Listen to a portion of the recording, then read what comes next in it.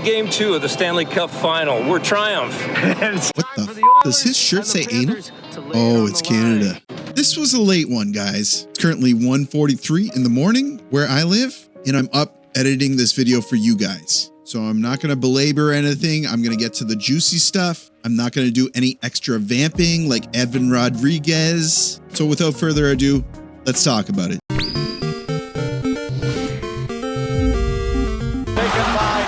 He sends it in, just missed hitting the chicken.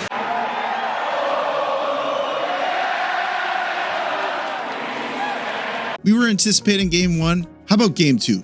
Feel like you have all of Canada watching. You probably have all of the Edmonton fans from the United States watching. You also probably have the 1,400 or 1,500 Florida fans watching from the United States as well. So needless to say, this was a big one. But speaking of big ones, thank you for your support on the last video, Edmonton fans. I see you helping me out in the comments. I love it. Can you do me a favor? If you're not already subscribed, please hit that subscribe button. I'd love to have you as part of the community. If you're already subscribed, don't worry about it. Hit the like button. It helps me with like engagement or something. It pushes the video out, maybe. And then comment in the comment section. Tell me what your favorite Dwayne "The Rock" Johnson movie is. So we're jumping right in. The first period starts. They drop the puck, and immediately Vander Kane takes a high stick. 37 seconds in. Come on. Is it going to be one of those games? It is going to be one of those games because on the power play, Sam Bennett strikes first. Rodriguez can't get a hard shot at the net.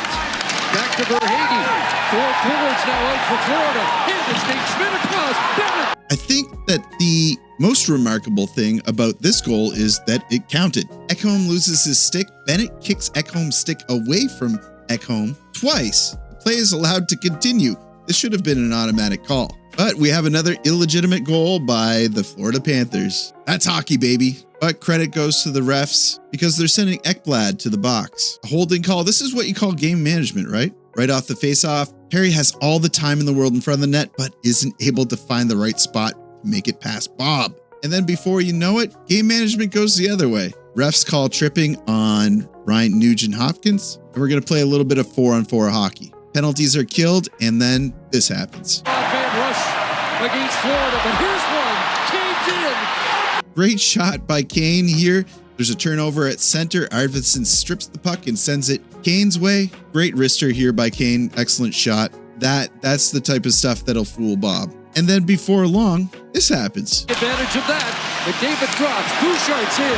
Bouchard fires block. Another scores. Bouchard making it 2-1 on a 4-on-4. Edmonton on 4-on-4. I mean, you got some deadly guys out there. They're going to make things happen. McDavid carries it in, dishes it to Bouchard. He tries once, he tries twice. Amazing shot. But don't celebrate for too long because Jones is going to tie this up. Tried to redirect it out, but held in along the line. Nice work there by Schmidt. Sends it across with Serena. 2-2. So Klingberg, you had the opportunity to get this puck out here. It didn't make it happen. He sends it to Kapanen, who's already overwhelmed. The Oilers are completely confused. The puck gets to Jones, who's all alone at the back door, and he doesn't make a mistake. Then, guess who's up to their old tricks? Sam Bennett, trying to injure the goaltender once again. As if the league hasn't already talked to the officials about this. There should almost be like a no-tolerance policy on Sam Bennett shenanigans in front of the net. He falls right on Skinner's leg here. This could have been really bad. They need to make an example out of Bennett, and I think it starts with some major discipline. We then see Tkachuk congratulating his teammate on nearly injuring a fellow player. Completely deplorable. You can't wonder why most of the hockey fan base just absolutely detests you guys, right? But you know what? He gets an interference penalty, and Chucky's in the box as well. And McDavid and Draisaitl, they get to work. Crossing goes for McDavid. Another great shot. Look at that. 3-2 for Edmonton. McDavid undresses the Selke winner here. And then he undresses Ekblad as well. An insane drag, gets it to Draisaitl. See this pass a million times, and it works 50% of the time, all the time. That's going to be the first period. 3-2 for the Oilers. Shots are 16-10. Great period for both teams, really, but the Oilers showed resilience. The Florida Panthers showed dirt, grit, grime, and you got to respect it. Second period starts. Bouchard is serving a penalty. He hops out of the box at the perfect time because an errant pass comes along, but Bobrovsky smartly follows this shot while Jones cuts off a 2-on-1, textbook save for Bob. This is when things turn. This is the turning point, right? Kulikov makes it 3-3. Back up top, Kulikov scores! Through. It's happened after a lot of pressure from Florida. Florida put the pressure on in the second period. And frankly, Edmonton's response was kind of clunky. And it was like we were seeing a different Edmonton team because they go on the power play here and this happens. Get up on this power play. A minute's gone. A big break. It's a short-handed break for Marchand. Scores! Brad Marchand making it 4-3. A really tired looking power play. Marchand is chewing on the drywall, just waiting for a dish so he can take the puck up ice. And he gets it. And he puts it past Skinner. He really has Skinner's number, I think. It's a little foreshadowing. Next, we see Bouchard go to the box for a weak cross-check on Lusty. Bizarre calls this game. It developed really weird for the officiating. They lost the plot. I know they had a lot to deal with, and they probably left the game feeling absolutely terrible with some of the calls and some of the missed calls that they made tonight. But man, we got to demand better for playoff hockey. This is confusing for fans. Imagine being a new fan watching this game and being like, why wasn't that a penalty? Why wasn't that a penalty? I don't understand. How come that was a penalty, but earlier it wasn't a penalty? There needs to be some continuity. At least they call another penalty on Verhaeghe, a hooking call. 14 penalties called so far this game, and there should have been more. Second comes to an end. We see Klingberg telling Luosterainen he didn't appreciate getting up high on him like that. We're headed into the third period. We see Perry get an opportunity, but sends it high backhanded. Edmonton is sending pucks towards the net, but it just feels like almost like the urgency isn't there. How many shots did they have in the third period? Yeah, they had 9 shots in the third period compared to 14 in the first. So they put in some effort in the third period, but it gets to like 3 minutes left. And eventually Knobloch gives Stu the wave, and we're going to go 6-on-5. The net is empty. Let's see what Edmonton can do in the offensive zone. See McDavid get it to dry, but Bob read the play perfectly. They're getting shots and they're staying in the zone, but time is ticking down. We are only seconds left, less than a minute. It really doesn't look like it's going to happen. And that's okay. That's what the Stanley Cup Finals are like. It often goes one way and then it goes the other. These are going to be tight games. McDavid along the boards. Back to Jim. Got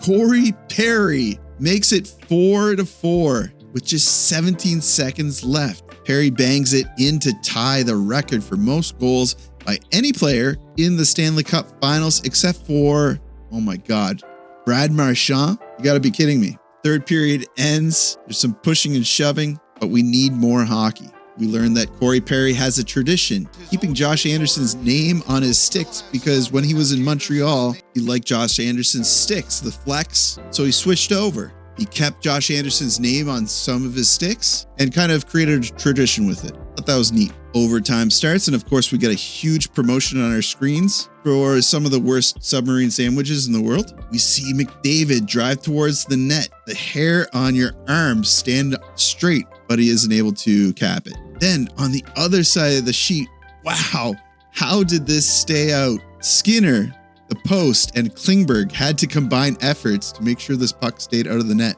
Although it's worth mentioning, Klingberg basically turned the puck over for this to happen. But Stu is making big saves tonight. He's keeping Edmonton in this game. Same could be said about Bob. Yeah, this is a great game. Jake Wallman blows a tire in the O-zone and the puck gets sent to Sam Reinhart, who doesn't blow a tire, but he blows his shot. This goes wide.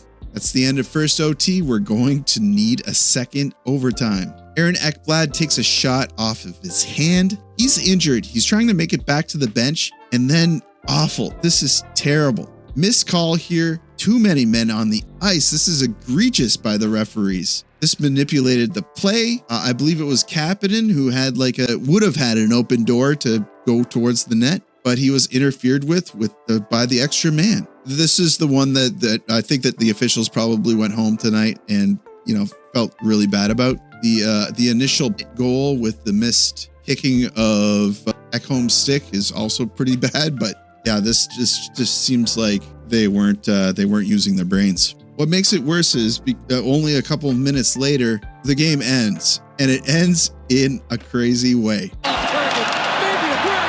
Marchand in alone.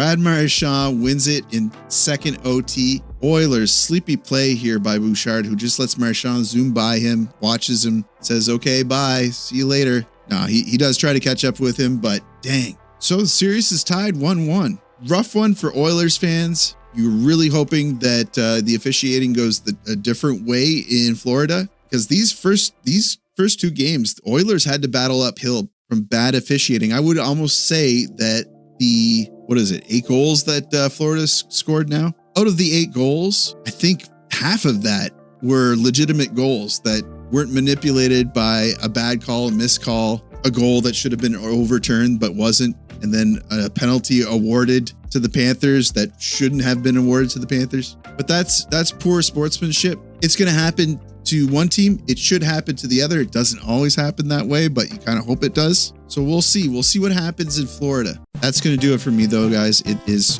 past 2 o'clock. Thank you again for all of your support.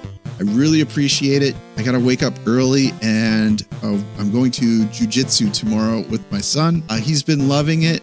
I want to see his confidence build, because you really have to kind of like take charge in jiu-jitsu, and they teach you all sorts of different moral lessons, like responsibility, empathy, care for others, and then the neat stuff like, how to throw people and stuff like that, right? So wish me luck. Hopefully I'm not too tired in the AM. Again, really appreciate you guys so much.